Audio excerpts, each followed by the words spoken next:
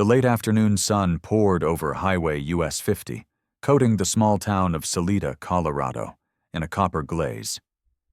On the edge of town, the tiny Pioneer Fuel gas station trembled in the mountain wind, its metal sign creaking against the heat. The air smelled of raw gasoline mixed with melting asphalt, and a faint scent of grilled meat drifting from a food truck across the lot. It should have been just another quiet day, until a harsh burst of laughter tore through the stillness. Nora Lane, 29, stood by pump number 3, gripping the nozzle as if for dear life. Her old beige minivan, over a decade past its prime, shuddered from fuel hunger. 3 men stumbled out of a lifted pickup that had just pulled in, swaggering as if the ground belonged to them. One kicked an empty soda can that rolled to Nora's feet. "Careful, lady," the tallest one sneered. "Don't let the smell of gas hide your cheap perfume." His eyes flicked toward her worn purse. Nora could hear her own heartbeat. The pump beeped, a sharp reminder that her few crumpled dollars had hit their limit. She looked around. Empty lot, the clerk inside, no one near enough. The tattooed man with a crooked grin reached for her purse strap. "Let's see what you've got." Nora flinched backward. Their laughter grew louder, hollower, like crows finding carrion. Then, from beyond the horizon, another sound rolled in, deep, steady, thunderous, like storm clouds rumbling through the Arkansas Valley. Motorcycles, not one, many. Chrome flashed. Engines blended into a single rising roar. The 3 men froze, their grins faltering. Nora turned toward the sound, and for the first time that breathless afternoon, she drew a full breath. The thunder was coming closer. Nora Lane worked the morning shift at Riverside Diner, a small eatery by the river where black coffee never stopped pouring and tourists flocked in every summer. Her 8-year-old son, Evan, stayed home with their kind, elderly neighbor, Mrs. May, in their tiny rented apartment overlooking a cracked parking lot. Her ex-husband had walked out before Evan could tie his own shoes, leaving behind a handful of empty promises and a mountain of unpaid bills. Nora had learned to patch her life with small things. A roll of duct tape in the glove compartment, a grocery discount list, and Evan's rare bursts of laughter when they toasted marshmallows over an electric stove. She always pinned a pale blue hair clip, Evan's favorite color, before heading to work. Her cheap sneakers were worn at the heels, but scrubbed clean each night. Nora wasn't one to ask for help. She believed in standing up on her own, even when her knees trembled. That morning, when Evan handed her a long list of school supplies, Nora smiled and promised, "I'll take care of it." But that smile still carried the taste of worry as her shift stretched 2 hours longer and her tips came up short. The minivan was her lifeline. To work, to Evan's school, to the hospital if needed. So when the gas light blinked red, she had no choice. She gathered the coins from her purse and turned them into a few gallons, hoping they'd last until payday. In Salida, the towering Sawatch Range loomed above, vast and indifferent. Below, people like Nora learned to walk softly over the cracks of life, trying not to fall through.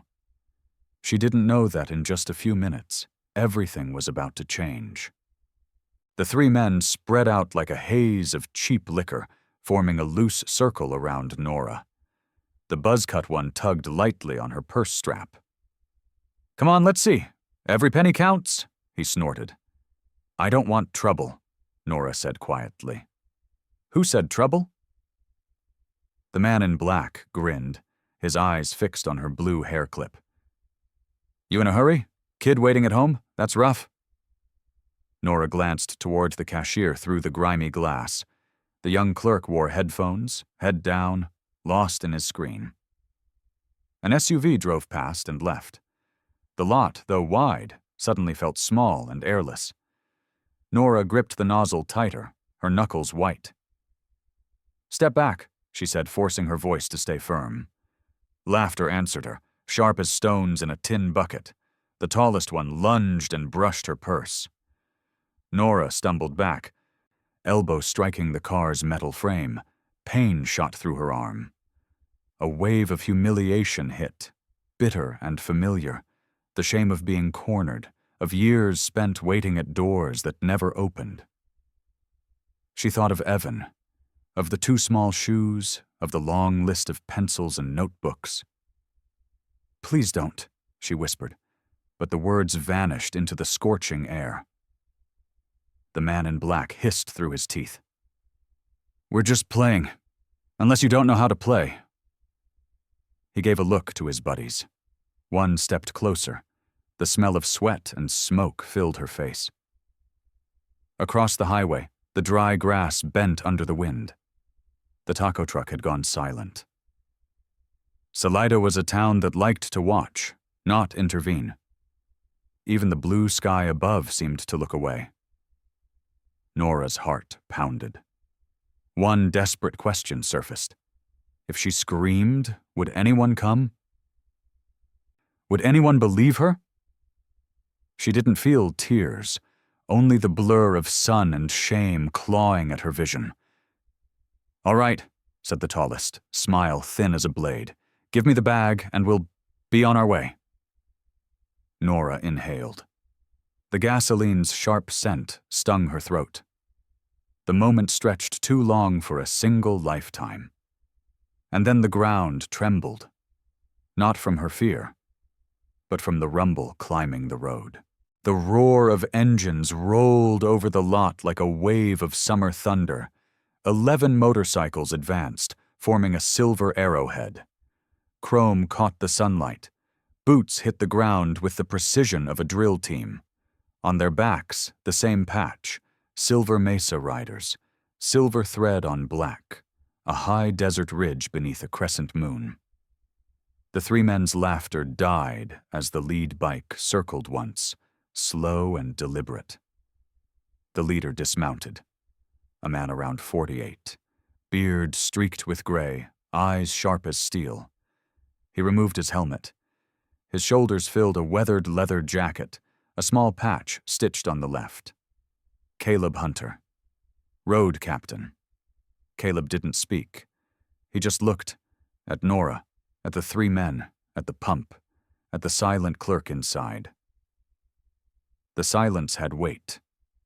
Another biker, a woman with short brown hair under a bandana, a tattoo of columbine flowers down her arm, stepped beside Nora, placing herself like a quiet wall of muscle and resolve between her and them.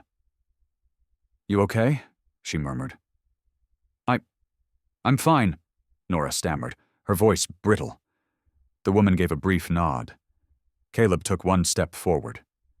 The 3 men eased back, tension rippling like a snapped string. "We were just fooling around, man," said the tallest, forcing a shaky grin. Caleb tilted his head, measuring that word. Fooling. "In Colorado," he said evenly, "there are a lot of ways to fool around. Yours isn't one of them." No shouting, no gestures, just presence, dense, calm, unyielding as stone. The bikes formed a loose semicircle around pump number 3. Someone cut their engine. Someone else dropped a kickstand. The metallic click landing like a period. "We didn't do anything," the man in black muttered. Caleb glanced down. The soda can at Nora's feet, the fresh scratch on her van, the man's half-raised hand. He looked back up, voice steady but final. "Leave," he said. "Now." Each word fell like a rock into a dry stream bed. The tall one darted his eyes around. 11? 12 people? The sunlight carved across their leather like blades. He exhaled and shrugged, pretending it didn't sting. "Fine." They backed away, climbing into the pickup. Doors slammed, loud and defensive. The engine growled, reversed too hard, nearly clipping a trash bin. Tires screeched, rubber burned, and then they were gone, swallowed by the cottonwood trees. Silence washed over the lot. Caleb turned to Nora. Now that the danger had ebbed, she felt the ache in her elbow, the dryness in her throat. A sudden fear struck her, that they might see her as pitiful, a broke woman with a beat-up van. But Caleb's eyes held no pity, only recognition, like he saw a fellow traveler on a long, rough road, tired but unbroken. He nodded. "You all right?" Nora nodded back, this time honestly. The woman in the bandana placed a hand on her shoulder for a second, enough to pass on a spark of warmth. "I'm Jess," she said quietly. "That's Caleb." A thin biker with glasses had already popped the van's hood, a small oil can in hand.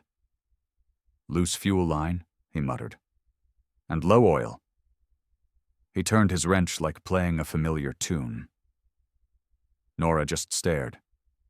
These strangers didn't ask her name. They didn't wait for thanks. They simply did. Steady, silent, precise. Inside, the cashier had pulled off his headphones, frozen. At the taco truck, the owner peeked out, tongs still in hand. Above them, the Colorado sky shone as blue as a gulp of cold water. When the hood shut with a crisp click, the minivan purred more evenly. The man with glasses wiped his hands and gave a single nod, as if signing off on a finished job. Jess handed Nora a wet wipe. "A few scratches, but you're fine," she said. "Fuel line's tight. Oil's enough to get you to the garage on Main Street." Caleb pulled out an old leather wallet. No showmanship, no hero pose. He folded a few bills in half and placed them into Nora's hand like a stone. Light, but solid. "For gas," he said. Nora shook her head immediately. I can't take this." Caleb smiled faintly. "You can, because you'll give it to someone else. Someday." In Salida, that sounded less like advice and more like law. Nora opened her mouth, then closed it. All she could whisper was, "Thank you." Jess swiped her card and pumped a few extra gallons. "Let's just say we like seeing folks make it home safe," she winked. The Silver Mesa Riders didn't wait for praise. They adjusted helmets, fastened gloves, checked straps, each motion practiced, humble, exact. Several onlookers around the lot watched, half in awe, half in shame, for they had stood by and done nothing. The young clerk stepped outside, mumbling, "Sorry, I didn't know what to do." Caleb nodded, no judgment.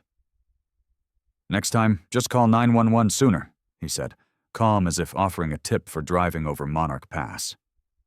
The taco truck owner came over with a paper bag. "Water and 2 burritos.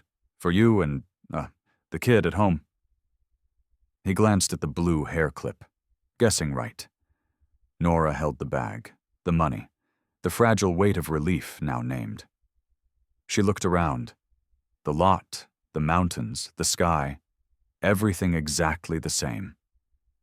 Yet something inside her had shifted. The fear still lingered but no longer owned her throat. Instead there was warmth, small but fierce, like a fire on the high plains at night.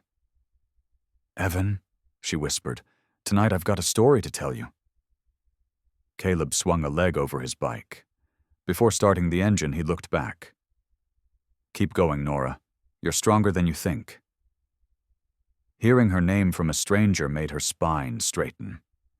Engines rumbled in unison, and the group rolled out, their sound fading into the valley wind.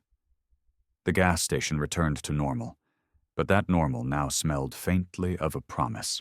We often think kindness is grand, a ceremony, a stage, a spotlight. But in Salida that evening, kindness was a silent half-circle, a firm nod, a hand resting lightly on a shoulder. Kindness can rumble low like a motorcycle engine, yet wherever it touches, it steadies. It soothes invisible bruises, shame, fear, the ache of being forgotten, wounds no bandage can reach. Maybe the world does get loud with cruel people, But the good ones haven't disappeared. They just speak less and do more. And when they stand together, as the Silver Mesa Riders did, they remind us that courage knows how to stand with, not over. Somewhere out there, a Nora is still counting coins. Somewhere, a Caleb is tightening his gloves. And in between them lies a chance for each of us to decide who we'll be when the moment comes.